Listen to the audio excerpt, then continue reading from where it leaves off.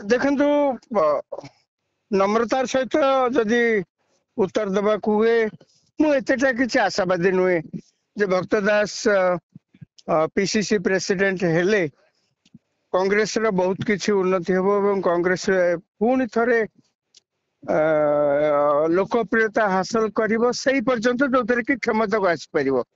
ଆଜ୍ଞା ସେମାନେ ଯେ ଲୋକପ୍ରିୟ ନୁହନ୍ତି ଏକଥା ମୁଁ କେବେ କହିବିନି।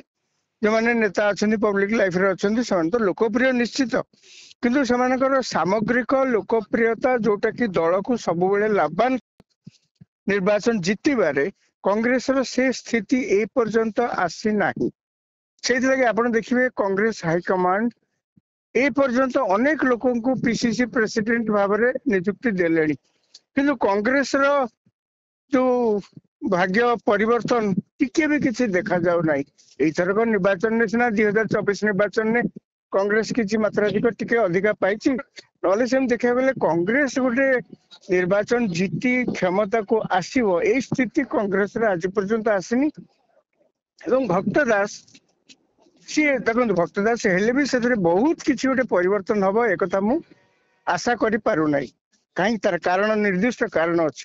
ଦେଖନ୍ତୁ ଭକ୍ତ ଦାସ ଅତୀତରେ ୟୁନିୟନ ମନ୍ତ୍ରୀ ଥିଲେ, ସିଏ ସାଧାରଣ ଲୋକଙ୍କ ପାଇଁ ଆନ୍ଦୋଳନରୁ ତାଙ୍କର ରାଜନୈତିକ ଜୀବନ ସୃଷ୍ଟି ସେସବୁ ଠିକ ଅଛି। ଏବଂ ଭକ୍ତ ଦାସ ମଧ୍ୟ ଯେତେ କଂଗ୍ରେସ ନେତା ଓଡିଶାରେ ଅଛନ୍ତି ତାଙ୍କର ଯଦି ଗୋଟେ ଚିଠା କରାଯାଏ ତାଙ୍କ ନାଁ ଉପରେ ରହିବ, ସଭା ଉପରେ ନହେଲେ ବି ଯେତିକି ଅଳ୍ପ ଉପରେ ରହିବ ଏକଥା ମୁଁ ଅସ୍ୱୀକାର କରୁନି।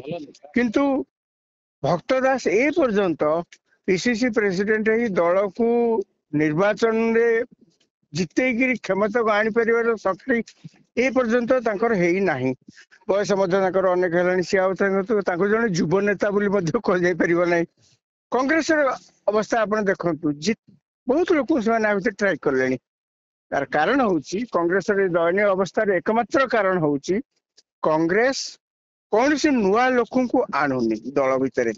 ସେଇ ପୁରୁଣା ଲୋକଙ୍କୁ ଯାହାକୁ ସାଧାରଣ ଲୋକମାନେ ଟେଲିଭିଜନ ପର୍ଦ୍ଦାରେ ବା ସେମାନଙ୍କର ଷ୍ଟେଟମେଣ୍ଟ ଖବର କାଗଜରେ ଶୁଣିବା ପାଇଁ ପଢିବା ପାଇଁ ଆଦୌ ରାଜି ନୁହନ୍ତି। କଂଗ୍ରେସର ସେଥିରେ ଯୋଉ ସକାରାତ୍ମକ ଭାବମୂର୍ତ୍ତି ଗୋଟେ ସୃଷ୍ଟି ହବା କଥା, କଂଗ୍ରେସ ଦୁଃଖର ବିଷୟ ସେ ପ୍ରକାର ନିଜ ବାବଦରେ ସକାରାତ୍ମକ ଦୃଷ୍ଟିଭଙ୍ଗୀ ଲୋକଙ୍କ ଭିତରେ ସୃଷ୍ଟି କରିପାରୁନାହିଁ।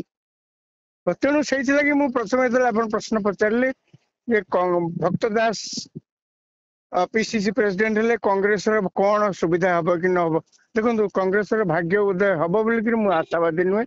ହେଇଗଲା ଯଦି ତା ଭିତରେ ଭଲ କଥା। ଏବଂ ଭକ୍ତ ଦାସ ଯଦି ସବୁଠୁ ଭଲ କାମ କରିବେ, ସେ ହୁଏତ ନିଜେ ଜଣେ ଯୁବ ଚେହେରା ବୋଲିକିରି ସେ ପ୍ରକାର ଧାରଣା ସାଧାରଣ ଲୋକଙ୍କ ଭିତରେ ନଥାଇପାରେ, କିନ୍ତୁ ସେ ଚାହିଁଲେ ଦଳକୁ ଅନେକ ଭାବରେ ମଜବୁତ କରିପାରିବେ, ଗଢି ପାରିବେ, ଅନେକ ଯୁବ ଚେହେରାଙ୍କୁ ପ୍ରାଧାନ୍ୟ ଦେଇ ସେ ଦଳ ଭିତରକୁ ଆଣିପାରିବେ ଏବଂ ଯାହା ଫଳରେ କି ତାଙ୍କର ନେତୃତ୍ୱ ଉପରେ ସାଧାରଣ ଲୋକଙ୍କର ଗୋଟେ ଭରସା ବଢିବ। ତେଣୁ ଭକ୍ତ ଦାସ କଣ ଆଗକୁ କରିବେ କଣ ନାହିଁ, କିନ୍ତୁ କଂଗ୍ରେସର କଲଚର ତ ଆପଣ ଜାଣନ୍ତି।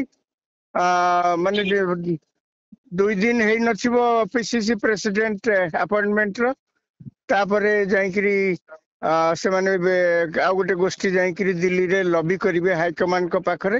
ଏ ତ କଂଗ୍ରେସର କଲଚର ସବୁବେଳେ ଆପଣ ଲକ୍ଷ୍ୟ କରିଥିବେ। ମୁଁ ଭାବୁଛି ଭକ୍ତ ଦାସ ନୂଆ ଭାବରେ ପିସିସି ପ୍ରେସିଡେଣ୍ଟ ହେଇଛନ୍ତି, ତାଙ୍କୁ ବହୁତ ବହୁତ ବଧେଇ, ଅନେକ ଅନେକ କଂଗ୍ରାଚୁଲେସନ। କିନ୍ତୁ ସେ ଅନ୍ତତଃ କଂଗ୍ରେସର ଇତିହାସ, କଂଗ୍ରେସର ଯୋଉ ଅଧପତନ, କଂଗ୍ରେସର ଯୋଉ ପ୍ରକାର ରୁଗ୍ଣ ମନୋବୃତ୍ତି ଲୋକଙ୍କ ବାବଦରେ ଅଛି, ଲୋକଙ୍କ ଭିତରେ କଂଗ୍ରେସ ପ୍ରତି ଯୋଉ ଧାରଣାର ଅଭାବ ଅଛି, ସେ ଦିଗରେ ଭକ୍ତ ଦାସ ମୁଁ ଭାବୁଛି ବହୁତ କିଛି କାମ କରିବେ, ଯାହା ଫଳରେ କଂଗ୍ରେସ ଲାଭବାନ ହବ। ନା ମୁଁ ସେଇଥିଲାଗି କହିଲି କଂଗ୍ରେସର ଏଇ ଯୋଉ ଗୋଷ୍ଠୀ ବିବାଦ ଇଏ ହଉଛି କଂଗ୍ରେସର ଗୋଟିଏ ଅସ୍ଥି ମଜ୍ଜାଗତ କଲଚର, କଂଗ୍ରେସର ସଂସ୍କୃତି ସେଇଆ। ସେଇଥିଲାଗି ମୁଁ କହିଲି ଆଜି ଆପଣ ଭକ୍ତ ଦାସ କୁ ଘୋଷଣା କଲେ ସିଏ ହେବେ ନେକ୍ସଟ ପରବର୍ତ୍ତୀ ପିସିସି ପ୍ରେସିଡେଣ୍ଟ। 2 ଦିନ ଯାଇନଥିବ ଆପଣ ଦେଖିବେ କିଏ ଜଣେ ତାଙ୍କ ବିରୁଦ୍ଧରେ ତୀକ୍ଷ୍ଣ ମନ୍ତବ୍ୟ ଦବ।